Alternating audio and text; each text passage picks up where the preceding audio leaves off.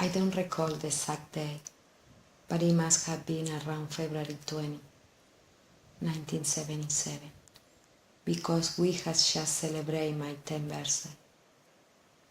I remember Mom had bought me a white dress with a little pink bow. I'll never forget Daddy's face when he saw me coming down the stairs. I was his little princess. That's what he called me. Who could guess that would be my last year together with my family? That night we were all asleep, when suddenly I was wakened by a deafening noise. The first thing I did was open the shutters of my window a little, just enough to see what was going on outside. Night seemed to have become day, and all at once the house started to shake.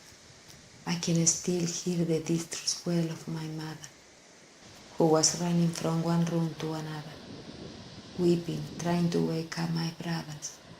At that point I was crying inconsolably. I didn't know what to do. But then my daddy came into the bedroom, kneeled down in front of me, his eyes full of tears, and held me tight. Then holding me arm's length so he could look me in the eyes, he begged me to not be scared and said he will always be there for me. He kissed me and told me to run out of the back door and find somewhere to hide, a neighbor's house. But first, he made me promise not to return to our house under any circumstance. That was the last time I saw my daddy alive. When I fled my room, I ran down the hall to the stairs, and just as I started to go down, I hear my mother shouting, "Paola!" I saw her then carrying Damien in her arms and gripping Fabio's hand, and I ran to them and hugged them. In spite of my young age, I realized that this was goodbye.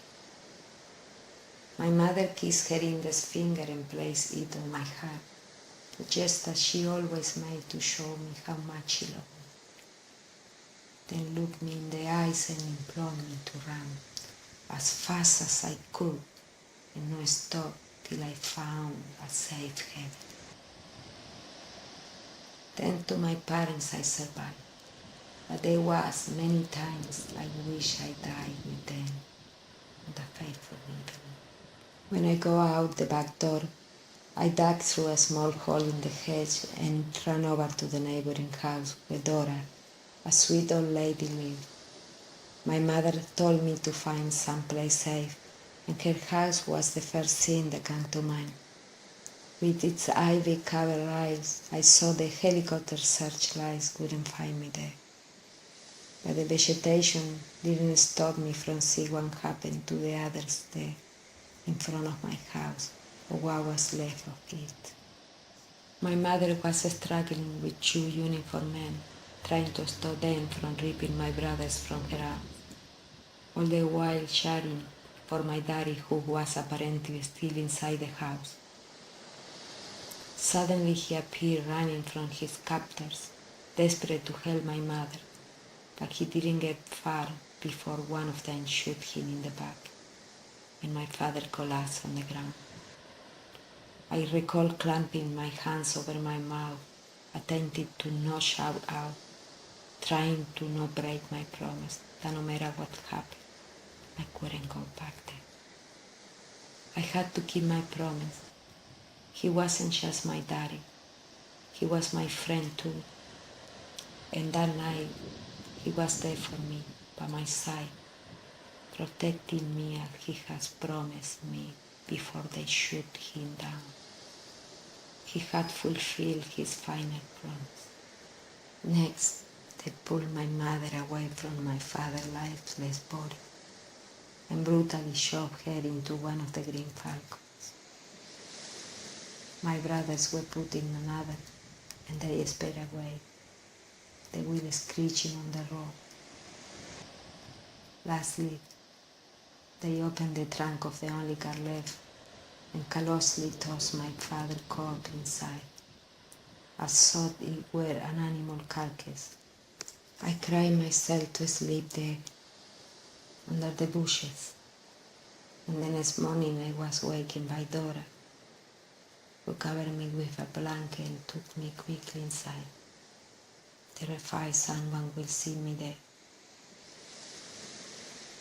I remember how my body was shaking like a leaf, my pajamas soaked through from the drizzle of the night before. Dora hid me in her house for a few days, until she was sure no one was coming back for me. Then we started the search for my grandparents.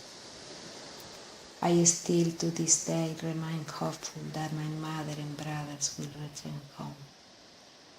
Damian was only 11 months old and Fabio was 2.5. It's possible someone took them and they got no idea about the events of the evening. They were so young at the time.